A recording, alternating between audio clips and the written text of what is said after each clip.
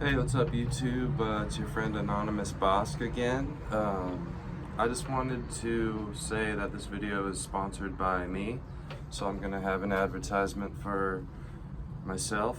We have a new single out right now. It's by a band of mine called Marshmallow Dream Sequence, and the single is called Symbiosis, Join as One. So if you want to check that out, that video is on my YouTube channel. And also, my current band, Mutates, has an album out called Seeds of Deformation. So Mutates, Seeds of Deformation. If you want, you should check that out.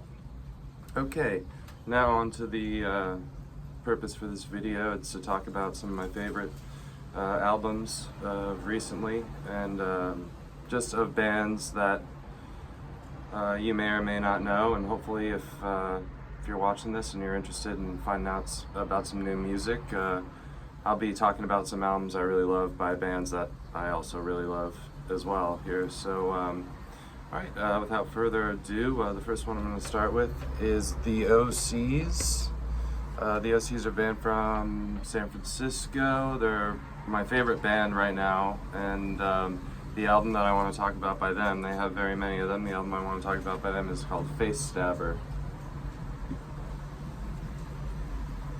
So, Face Stabber is an amazing album by the Osees. It's a double album. It's pretty long, and I love it because I'm a big fan of the Osees. I just love a bunch of their music, and this album is just immaculate. It's like the holy grail of the Osees, in my opinion. I mean, they've got so much great stuff, and they had an album called Smote Reverser that came out shortly before this one, and it was really awesome too. And they had a bunch of great albums coming up to this, but I feel like this album here is it's like the encapsulation of just everything, and it's so like you guys know me, I'm really into the stories and the progressions of things happening. It just feels like a story, the way the album goes through the phases. And also the music videos for this album, you're on YouTube now, so you could just, interrupt me now if you want to and go watch the music videos for songs on this album. My two favorite ones are Poisoned Stones. That video is fucking amazing, and it's got it's kind of like this 8-bit almost video game world kind of thing, and it tells a great story as well, which I love. And then my other favorite is The Daily Heavy, which is the first track on this album, and lately that song, I want to listen to that song so often, and so what happens is I always want to listen to that song, so I just put the album on and then it just keeps rolling, and there's different parts of the album I like to start at because it's a pretty long album. Sometimes I like to start on the song Golu, which is right after the song called, I think it's Scutum and Scorpius. I don't know. I don't know what it means, but that's a pretty long one. It's probably about 14 minutes or so. And I kind of like starting this on Golu right up, because if you start on Golu, it's, oh my god, it's incredible how good it is from there. Like, the run of songs is just, you wouldn't even believe it. So, I love the front cover. It's kind of like this creature, this really jacked, ripped creature. Almost samurai kind of looking. Here goes the inside. I really love all this astral and cellular kind of stuff that they layer on there is really cool. And here goes the back. It has the song titles there, and that's a pretty common Osees font that they got. Anyways, Osees, Face Stabber, came out in 2019. Amazing. One of my favorite albums lately for sure. Next, okay, so anybody who's watching, probably, you might only know of me because I've done videos about Frank Zappa records, and I love Frank Zappa. I love everybody knows I'm in love with Frank Zappa, but recently this album has stood out to me so much, and it's an early one by the Mothers, and it is called Absolutely Free. That's the Mothers, Absolutely Free. And the back's pretty sweet as well. It's kind of got this cityscape. So Absolutely Free is amazing. It starts with Plastic People right off the bat, and it kind of sounds like in the very beginning Frank Zappa mentioned something about him being sick, and it kind of sounds like this Louie Louie version. He does that sometimes. He's like taken Louie Louie a few times, but it sounds like this Louie Louie riff, but it's really demented and really weird. And they'll, on a lot of compilations and stuff, they'll put Status Back Baby, they'll put Brown Shoes Don't Make It is on a couple of the, also America Drinks and Goes Home, the last song on this, is kind of like a swanky, like glasses are clinking, and it's kind of like the time to go home. But the way that this album progresses to me, with starting at Plastic People and then Duke of Prunes all the way up to the very end of the first side, is pretty much all one medley. And Duke of Prunes is a melody that is so peculiarly beautiful that it's hard to describe it, but if you listen to it and you kind of give it a chance and you go through, because I know that even if you're a Zappa fan, I mean, this is kind of challenging music. I remember the first time that I heard this, and I love music, I love weird music, I loved Beefheart before I really got into Zappa, so I already knew of some weird music. The first time I listened to this, I was like, God, that is abrasive stuff. But I don't feel it's abrasive at all anymore. I really think it's beautiful the way that the whole thing progresses. And then it's got some hits on the backside. Susie Cream Cheese, Son of Susie Cream Cheese. Status Back Baby is a really, really catchy ditty. So yeah, this album here, it's another one like Face Stabber that has been really significant to me lately, that I keep on going back. And Zappa has about 890 albums, so that's just, out of all of them, for this one to stand out, I felt like it was significant enough to kind of talk about it and include it. Anyways, hope you guys are having a good day. It's pretty nice out here in San Diego, California. It's April, and it was hot. It was hot as hell yesterday. But, still been listening to music, been jamming.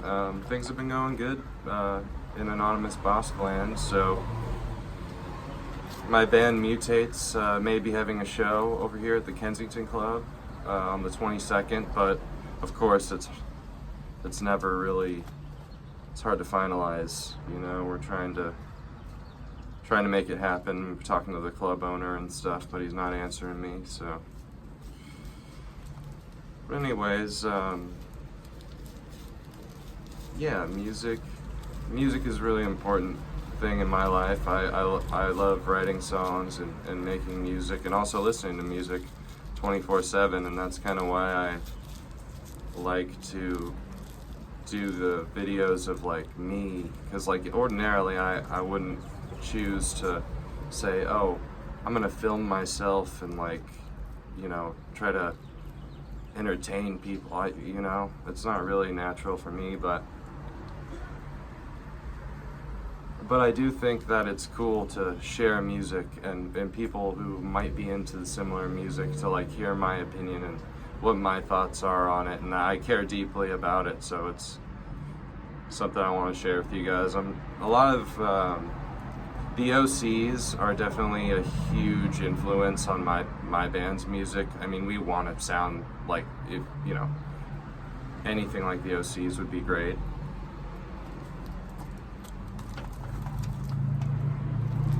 But the bands and music that I've chosen have been a mix of things that I just really enjoy and also things that influence my band. And actually, speaking of things that influence my band, I'm going to start talking about the next record now. The next record is by a band that has been controversial a lot in the past, but I mean, I think it's genius. I think the music is genius. The mind behind the lyrics is genius. I'm talking, of course, about the Dead Kennedys. This picture is disturbing image. That's a real hand. It's two real hands. And here goes the back cover. So, Plastic Surgery Disasters by the Dead Kennedys is an amazing, just punk rock fury, and the production on it is really, really good. The songwriting on it is really, really good. One of the songs that me and my bandmate were talking about is the song Riot. And it's a little bit of a longer song on this album, but the story that he tells about rioting and just the words that he's saying and the points of view that he comes from multiple points of view in it, and the weight of the delivery of Jello Biafra is, I mean, if you heard the Dead Kennedys, he is like an amazing singer and an amazing lyricist as well. I don't know, they may have all written the lyrics together, but something tells me that Jello came up with a lot of those lyrics, and they're incredible. The music is so, it just puts a fire in your soul. Like, there's a song called Terminal Preppy, which that's the song that I heard, and I immediately said, this is great music. This band is an amazing band, because this is the first album I ever heard by Dead Kennedys, and now I've heard everything they've done up until a certain point. I think they put out some albums post Jello, and I haven't gotten to check those out, but I will, you know. Haven't gotten to them yet, but this one, Plastic Surgery Disasters, great album. Just ignites something in my spirit that I would like to evoke that in my own music as well. So I take that as a big influence. So yeah, Dead Kennedys, Plastic Surgery Disasters, awesome. So the next album I want to talk about is probably my favorite album by this artist, although it's hard to say because I think they're like in the stratosphere of Zappa. Like, they have so many albums and they're so prolific. I mean, they've done every kind of style you could fucking think of, and so yeah, they're an instrumental band. They very rarely have singing, and sometimes if they do have some, they'll have like a vocal quip or like one line. But the album that I'm talking about today is Ventures in Space. So here goes Ventures in Space. I don't know if it's the Twilight Zone song or not, but like the very opening song of this really gives me like some really like, you know, Twilight Zone, like, and the other sci-fi, you know, shows kind of vibe. And then all from the whole album, the sounds on the album are unbelievable. And I think it's from the 60s at some point. I feel like it's the middle 60s or something. And like, the sounds that come at you on the album are just gorgeous. And man, I love this album so much. It's like, if you just put it down and just listen to it, and no matter what you're doing, you can listen to it, and it is a treat. It's a treat to your ear. It's really beautiful, beautiful, beautiful stuff. And yeah, Adventures in Space. I mean, what more can I say? So, next album is another album that is influential to me, although I would love to pull something off the way that this band did, because it has a lot of spoken word, and I really like spoken word, and I really love stories. And another thing I really love about this album is it's a few stories that are grouped up with a bunch of songs, which I really like. I think that's a really cool concept.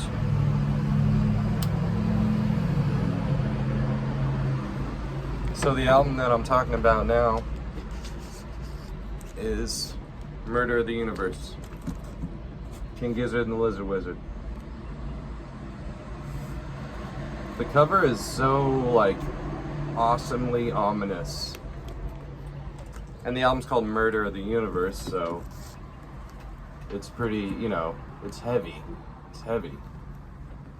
The stories are absolutely incredible. So the first story that it starts on is one about the altered beast. And the altered beast is like this beast that you see, and like it lives inside your head. It like it turns you into an altered beast.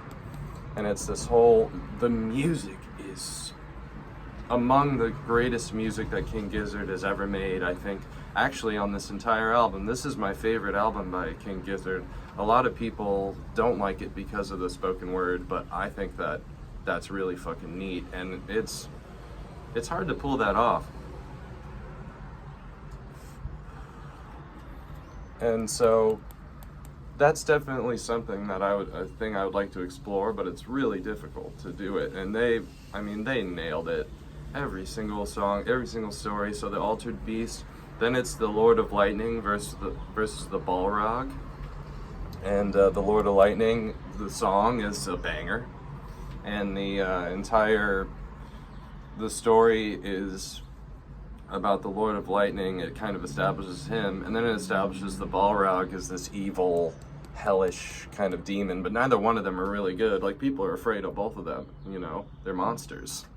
And the Lord of Lightning frickin', you know, strikes his lightning bolt at the Balrog, and they fight, and, you know, that story is just an epic tale of mythical beings, which I love. And then it progresses to the third story, which is Hantayumi and the Murder of the Universe, which is, in my opinion, the most intriguing story, and also it's the coolest one. They had a video. You're on YouTube now, so you can go and search King Gizzard and Lizard Wizard Hantayumi, Hantyumi, I think. It'll autocorrect you probably, but HAN-TYUMI, Hantayumi. And there's a video for that whole story, and it is awesome. It's got all the layers. It's narrated by like a Hantayumi, who's a cyborg robot, and he comes up with a plan to make a machine, a human machine, built with soy protein. And so he freaking constructs this machine, and the machine, he wants to like get the sensations of like death and being sick. And so he creates this machine to simulate the sensation. He gets it, and then he vomits the universe. Murder of the Universe. Pretty fucking good. Well, thank you guys for sticking with me if you're still here. I got one more album that I would like to talk about. This is by one of my favorite bands of all time, and the reason why I want to talk about this one is because I think it's often overlooked, and I think that it is, it's a different style than the normal style for the band, and I think that that's why it gets dismissed. And the album that I'm talking about now is going to be Pleasant Dreams.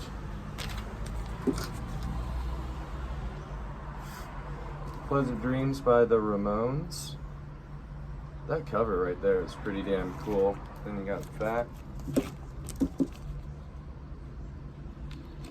So Pleasant Dreams,